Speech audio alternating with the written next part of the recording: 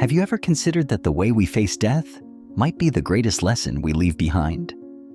For most of us, death is a taboo subject, something to fear, fight against, or avoid thinking about entirely. But what if death isn't just the end, but a profound mirror reflecting the truth of life itself? Over 2,500 years ago, the Buddha didn't just teach about death, he lived it as his final lesson. His last days were filled with mystery, controversy, and wisdom that continues to ripple through history. Why did he choose to undertake an arduous journey at the age of 80? Was his final meal a tragic accident, or something more deliberate? And what were his last words, the distilled essence of a lifetime's teachings? Let's explore the untold story of how Buddha died and discover the timeless truths he left behind, not only about death, but about how to truly live.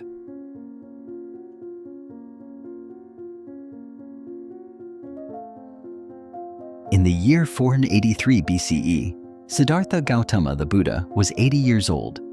His body was frail, and the signs of aging were undeniable. Yet his mind was as sharp and radiant as ever, and his compassion for humanity burned just as brightly. It was during this time, when most would retreat into rest and solitude, that the Buddha chose to embark on a journey that would define not only his life, but the legacy of his teachings for millennia. The journey began in the ancient city of Rajagaha, a vibrant center of spiritual discourse and learning. Word quickly spread that the Buddha, despite his declining health, was preparing to leave for Kushinagar, a small village over 200 miles away. This announcement sent ripples of curiosity and concern through his followers. Why Kushinagar? Why now? The journey seemed impossibly arduous for someone in his condition, and his disciples pleaded with him to reconsider. But the Buddha, calm and unwavering, reassured them. His destination, it seemed, was not just a physical location, but a profound symbol for the culmination of his life's work. The roads were dusty and uneven, the sun relentless, and every step seemed to test the limits of the Buddha's aging body. But his spirit remained resolute. Along the way, he paused in towns and villages, gathering people to share the Dharma. Imagine the scene. Villagers, monks, and travelers gathered in hushed reverence as this frail yet luminous figure spoke about impermanence, compassion, and the path to liberation.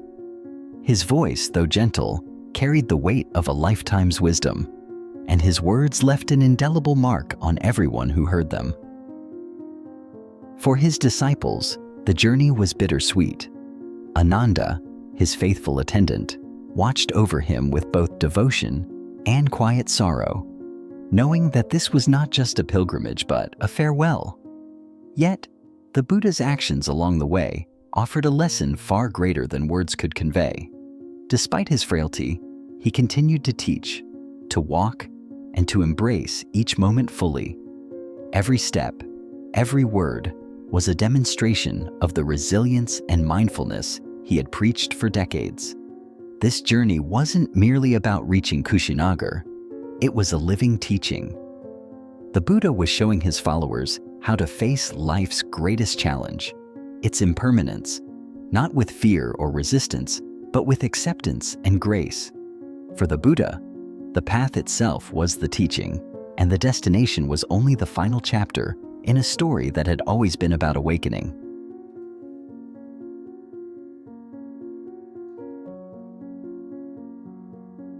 One of the most remarkable aspects of Buddha's final days was his awareness of death. Unlike most of us, who avoid the thought of mortality or see it as a cause for fear, the Buddha embraced it as a natural and even profound part of life.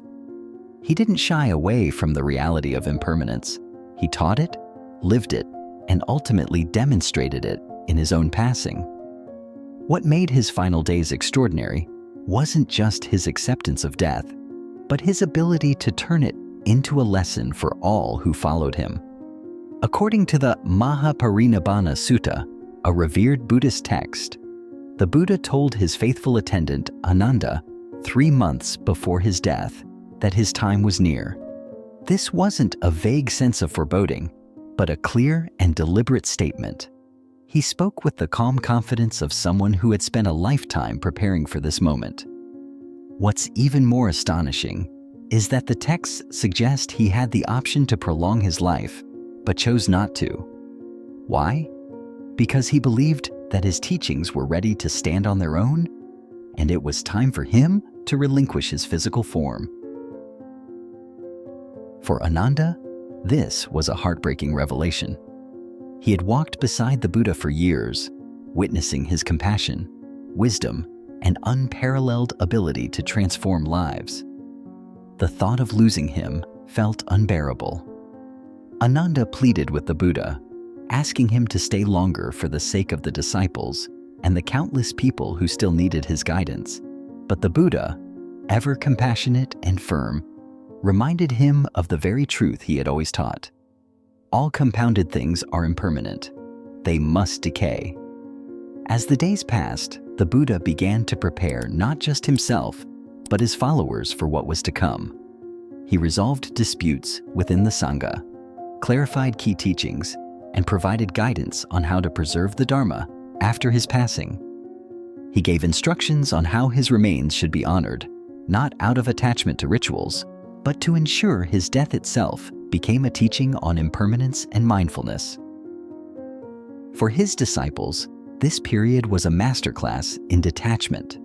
The Buddha wasn't just a teacher. He was their anchor, their guide, and for many, their spiritual refuge. Watching him speak of his own death with such clarity and peace was both inspiring and deeply challenging. Ananda, in particular, struggled to reconcile his devotion to the Buddha with the reality of his impending loss. His grief was palpable, but the Buddha, sensing this, spoke to him with great compassion. "Do not grieve, Ananda. What I have taught you is the truth. Cling not even to me, for all things must pass." This wasn't just philosophy. It was the Buddha's lived experience. He wasn't merely talking about impermanence. He was embodying it. His awareness of death wasn't morbid or detached. It was luminous, grounded in the understanding that life's impermanence is what gives it meaning. For the Buddha, death wasn't an end. It was the culmination of a journey and a final opportunity to teach the deepest truths of existence.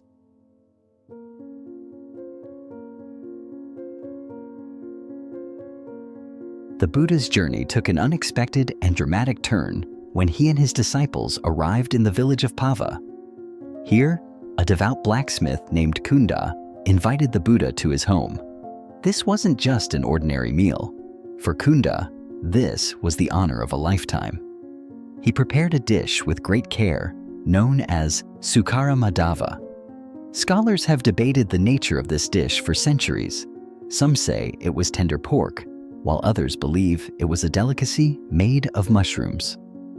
Whatever the case, Kunda's intentions were pure, and the Buddha accepted the offering with gratitude.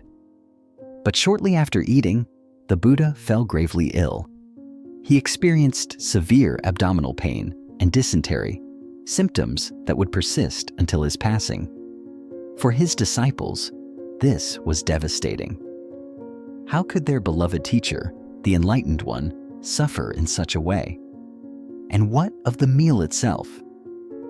Was it a simple case of food poisoning, or was there something more sinister at play? Over the centuries, this moment has sparked intense debate. Some ancient texts suggest that the dish was poisoned, either accidentally or intentionally.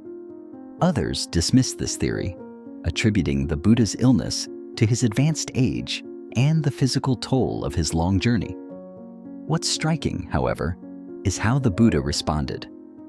Instead of blaming Kunda or expressing regret, he turned the moment into yet another teaching. He instructed Ananda to reassure Kunda, saying, "Do not grieve. Offering a meal to the Buddha in his final days is an act of great merit." In that moment, the Buddha's focus wasn't on his own suffering, but on easing Kunda's potential guilt. It was a powerful demonstration of compassion and equanimity, qualities the Buddha had spent his life embodying. The mystery of the last meal remains unresolved, but perhaps that's not the point. Whether it was a tragic accident or the natural result of a weakened body, the Buddha's reaction transformed it into something greater. It became a lesson in acceptance, mindfulness, and the impermanence of life. For his followers, this event was a profound reminder of the Buddha's teachings. Even in his final days, facing physical pain and the approach of death, he remained unwavering in his compassion and wisdom. The meal may have marked the beginning of the end for his body, but for his teachings, it was yet another chapter in an eternal legacy.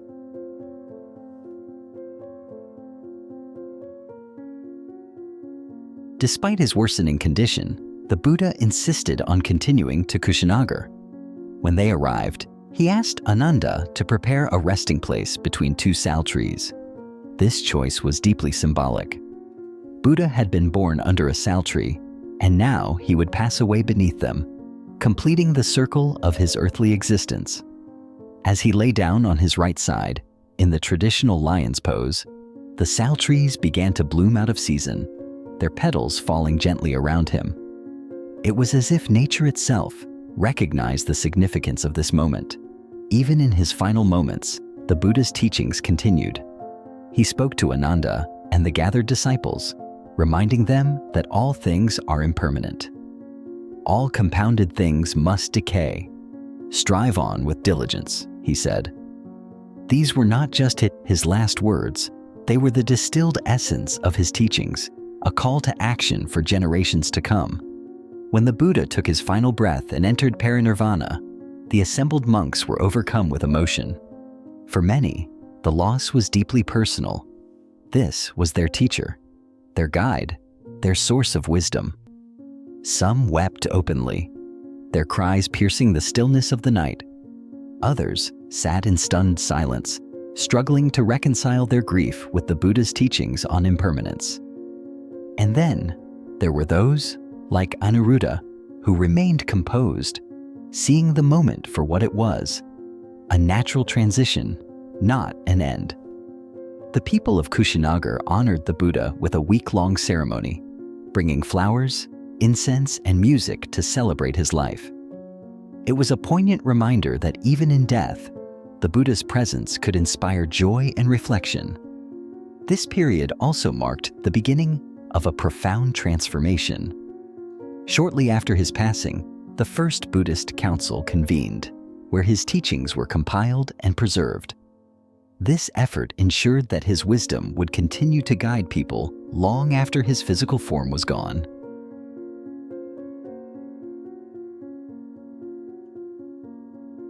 The story of the Buddha's final days is far more than a historical account. It's a living testament to his timeless teachings. Even in his death, the Buddha left behind lessons that ripple through the centuries, continuing to inspire and transform lives. What makes these lessons so powerful is that they don't belong to some distant, mystical realm. They are as relevant to us today as they were to his followers over 2,500 years ago. The first and perhaps most profound lesson is the nature of impermanence. All compounded things must decay, the Buddha said in his final words. Think about the simplicity of this truth. Everything we hold dear, our possessions, relationships, even our own bodies, is transient. Yet, instead of despairing over this, the Buddha saw it as liberating. When we truly grasp impermanence, we stop clinging to what cannot last, and in doing so, we free ourselves from much of life's suffering. Imagine the peace that comes from letting go of the constant struggle to hold on to things that are always slipping through our fingers.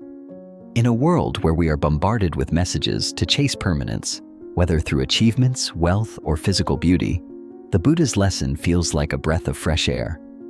He reminds us that the key to happiness isn't found in resisting change, but in flowing with it, embracing life's fleeting moments with grace and presence. The second lesson from the Buddha's passing is his demonstration of compassion and equanimity. even in the face of physical suffering. During his final journey, when his body was frail and racked with illness, his focus wasn't on himself, but on others. Whether it was teaching villagers along the way, comforting his grieving disciple Ananda, or reassuring the blacksmith Kunda, who unknowingly served him his last meal, the Buddha never wavered in his kindness. He showed that compassion isn't something reserved for moments of ease. It's a practice we can carry with us, even in life's most difficult moments. This is a lesson we can all apply to our own lives. How often do we let our discomfort, stress, or pain close us off from others? The Buddha's example reminds us that true strength lies in our ability to remain open-hearted, no matter the circumstances. Perhaps the most inspiring lesson is found in his final words, "Strive on with diligence." These simple words encapsulate the heart of his teachings. The path to awakening, he reminded his disciples, isn't something anyone can walk for us. It requires our own effort, our own commitment to practice, and our own willingness to face life's challenges with courage. This wasn't a call to perfection, but to perseverance. Even the smallest step on the path is meaningful if it is taken with sincerity. And what about today? How does the Buddha's life and death influence the modern world? The answer is everywhere. His teachings on mindfulness have become a cornerstone of contemporary wellness, used in everything from therapy sessions to corporate boardrooms. His insights into compassion and interconnectedness have inspired movements for social change, reminding us of our shared humanity. Even his approach to impermanence resonates in fields like psychology and neuroscience, where the ability to let go is recognized as a key to mental well-being. But beyond the academic studies and mindfulness trends, the Buddha's lessons live on in the quiet, transformative moments of individuals who apply them in their daily lives. They live on in the parent who learns to let go of their child's mistakes with patience, in the caregiver who offers kindness to the sick without expectation of reward, and in the person who sits quietly, observing their breath, finding peace in the present moment. The Buddha's passing into Parinirvana wasn't the end of his story. It was a beginning. It marked the transition of his teachings from the voice of a single man to a universal legacy that transcends time, culture, and language. His life and death remind us that even the simplest truths can transform how we live, that change is inevitable, that compassion is our greatest strength, and that diligence is the path to liberation. So, what about you? How can you let these lessons shape your own life? What would change if you embraced impermanence, practiced compassion, and walked the path with diligence? The Buddha's journey invites us all to take a step forward, not just to honor his teachings, but to discover the boundless potential within ourselves. His death wasn't just a lesson for his followers. It's a lesson for all of humanity, one that continues to echo through the ages. The Buddha's death wasn't the end of his teachings. It was their ultimate expression. His life and passing remind us that every moment, even the most challenging ones, is an opportunity for awakening. So, let me ask you, how would your life change if you truly embraced impermanence? How would you live differently if you knew your time was limited? Share your thoughts in the comments below. And before you go, there's another story that might deepen your understanding of the Buddha's wisdom. Click on our next video, The Secret to Letting Go, Buddha's Teachings on Non-Attachment. Until next time, may you find peace in impermanence.